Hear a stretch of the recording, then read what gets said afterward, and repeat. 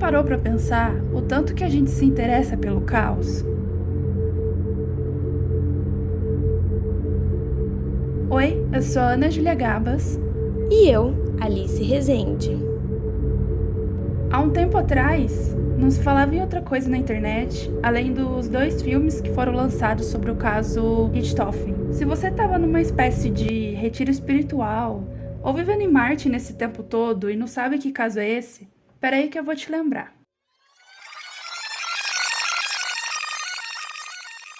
O crime aconteceu já faz quase 20 anos, em 2002, num bairro bem nobre de São Paulo. Resumindo a coisa toda, a Suzanne von Richthofen mandou que o seu namorado e o irmão dele, popularmente conhecidos como irmãos cravinhos, matassem os pais dela, Manfred e Marisia von Richthofen. Ah, detalhe, eles eram bem novinhos na época. A Suzanne tinha 19 anos e o namorado dela, o Daniel, tinha 21. O interesse da população pelo caso foi tão grande que a TV Justiça, sabe, aquele canal que mostra os julgamentos que acontecem no judiciário, cogitou até transmitir o julgamento da Suzanne e dos irmãos Cravinho ao vivo, mas acabou que não rolou. No final foi negado. Nos julgamentos, normalmente tem sempre uma plateia que fica assistindo tudo, né? Nesse caso, tinha 80 lugares disponíveis para assistir. 5.000 pessoas se inscreveram para ocupar um dos lugares. O site do Tribunal da Justiça deu pane geral, parecia até o site do INEP em dia de resultado do Enem. Talvez até pior.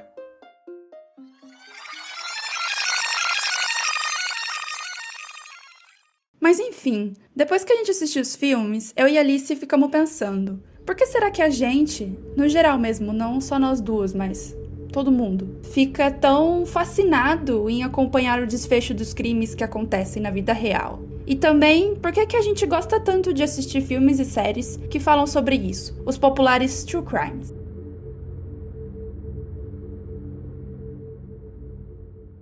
Tá, pra gente tentar descobrir esses questionamentos, nós fomos atrás, é claro, de saber se alguém já tinha publicado alguma pesquisa sobre isso. E uma coisa eu posso contar pra você: sempre vai existir um artigo sobre algo que você queira muito saber. Pois bem, a gente achou um estudo de uma especialista em psicologia criminal. Ela chama Julia Shaw. A Julia Shaw é muito famosa por seus estudos sobre falsas memórias. Ela já fez vários TED Talks sobre o assunto e já apareceu em várias revistas científicas renomadíssimas, tipo a Scientific American. Mas o que interessa pra gente agora é seu estudo sobre psicologia criminal. A Julia Shaw tenta explicar por que a gente fica tão vidrado em true crimes. Ela fala em 3 motivos para isso. Mas antes de eu te falar quais são, eu preciso te apresentar uma pessoa que também ajudou a gente a encontrar respostas. O Rodrigo Grota. Ele é formado em jornalismo, sou sócio da Quinopus.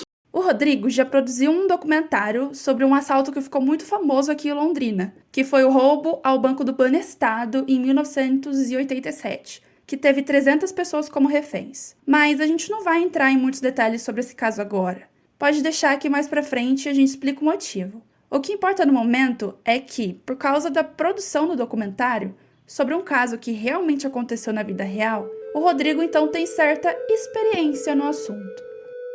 Só que o gênero policial, ele meio que ativa, assim, nos espectadores, no público. Por exemplo, se é um filme policial que você tem que tentar entender quem é o criminoso, quem cometeu aquele assassinato, né? Vamos supor, aquele modelo de narrativa parecido com a Agatha Christie, né? Quem que cometeu o crime e tal. O público fica muito atiçado, assim, fica muito aguçado no sentido de ele tentar descobrir antes do filme revelar, né? Quem que é o principal assassinato e tal.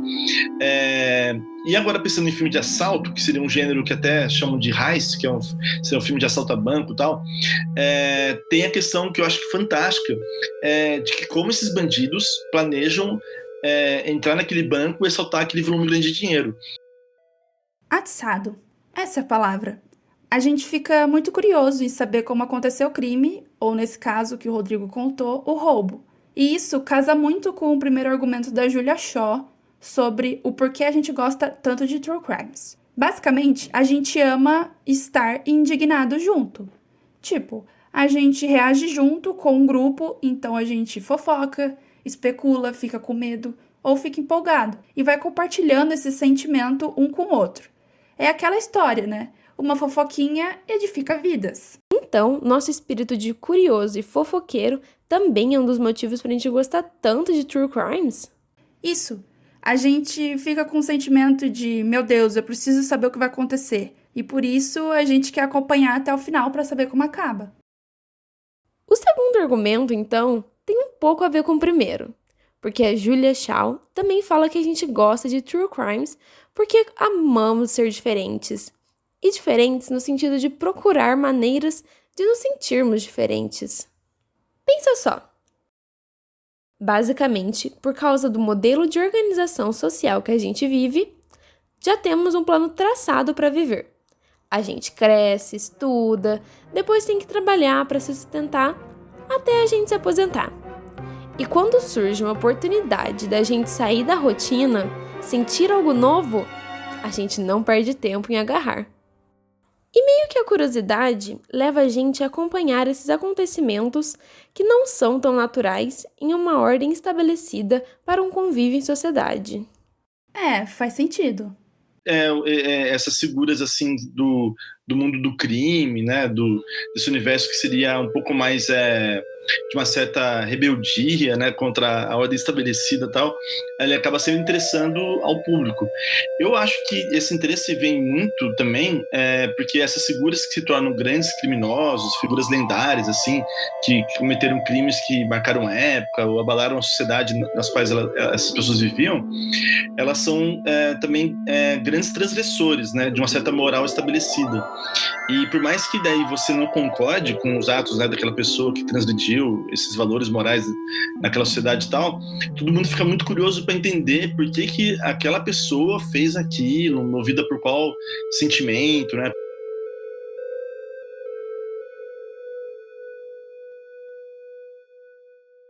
Tá, então a gente já sabe que o nosso interesse em True Crimes acontece por 2 motivos. O primeiro, porque a gente é curioso e gosta de fofocar junto sobre essas coisas. E o segundo é porque a gente quer se sentir diferente e busca esse sentimento em acontecimentos que seriam anormais, podemos dizer assim. Como a gente disse que eram 3 motivos, então aqui vai o último. E esse último motivo é meio polêmico também. Porque assim, A figura do criminoso, ela acaba despertando no público, de forma geral, reações que são incontroláveis, assim. Reações incontroláveis, tipo...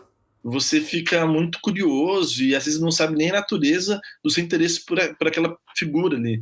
é como se esse criminoso virasse um tipo de celebridade, sabe? Que a gente quer acompanhar tudo o que acontece com ele. E meio que ele vira mesmo, porque a mídia fica divulgando tanto o caso na TV que faz com que a repercussão só cresça. Tem casos que ficam tão famosos que acaba virando uma marca própria, a ponto de criar um codinome pro criminoso, tipo o Jack Stripador, sabe? Aqui no Brasil tem uns nomes bem excêntricos, como Chico Picadinho, o Maníaco do Parque, e até nesse ano mesmo teve o Serial Killer de Brasília. E todos esses fatores, então, eles só vão contribuindo para que as adaptações True Crime despertem tanto interesse assim das pessoas. Só que tem também o outro lado da moeda. Que é quando esses filmes tratam os casos reais de forma sensacionalista e transformam o criminoso em vítima, colocando ele quase em uma posição de herói, como foi o caso do filme A Irresistível Face do Mal, quando o ator Zac Efron, que estava interpretando o assassino em série Ted Bundy, foi descrito como amável e sedutor. I'm more popular than Disney World. E aí, é de se pensar também, né? Será que isso poderia ter um impacto negativo em quem assiste? Influenciar negativamente? O que leva a questionar também se não seria melhor simplesmente não produzirem mais, né? Aí só evitaria todo esse problema. Eu acho que é muito mais complexo. Essa é a Paula Cordeiro, psicóloga clínica e mestre em análise de comportamento pela UEL. Ela também ajudou a gente a pensar em alternativas para esse problema. Enquanto a gente conversava com ela, fizemos exatamente essa mesma pergunta. Não seria melhor simplesmente não produzirem mais? Todo comportamento humano, todo e qualquer comportamento, por mais bizarro que ele seja, ele tem variáveis que controlam ele, e o filme vai mostrar isso, né? Quais são as variáveis que estão envolvidas ali, históricas ou atuais. Se a gente for pensar mesmo na adaptação como um registro histórico, com o objetivo de mostrar que determinado fato aconteceu e para evitar que aconteça de novo, então realmente não dá para proibir isso. Além do mais, tem uma coisa muito importante aí, que é a liberdade de expressão, ou nesse caso, a liberdade criativa. E tem outra coisa que também é... Muito mais do que o que você vai dizer, é como você vai dizer. Exatamente! O olhar de quem está contando a história. O diretor ou roteirista tem a liberdade de fazer uma adaptação documental ou cinematográfica baseada em fatos reais, mas eles têm que estar cientes que existe uma responsabilidade por trás disso.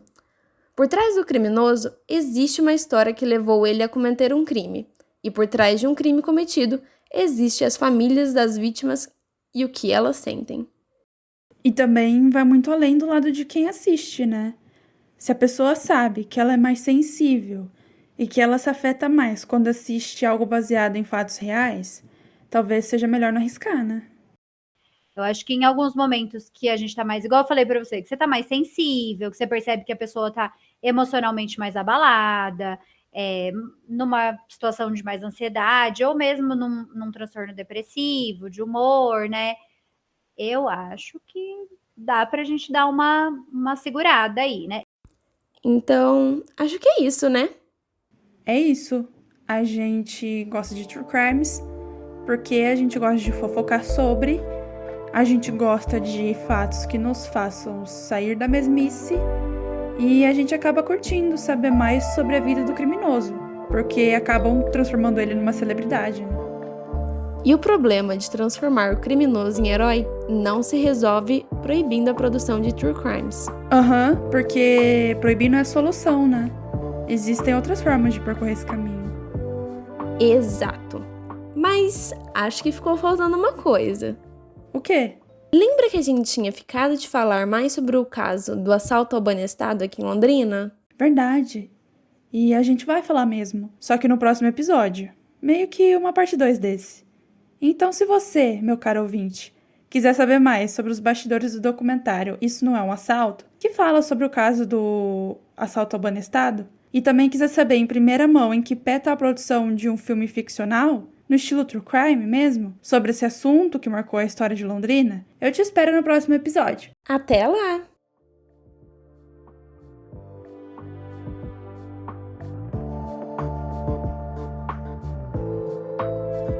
Esse episódio do Supernova foi produzido e narrado por Alice Rezende e Ana Júlia Gabas, estagiárias da Folha de Londrina, com a supervisão da editora Patrícia Maria Alves.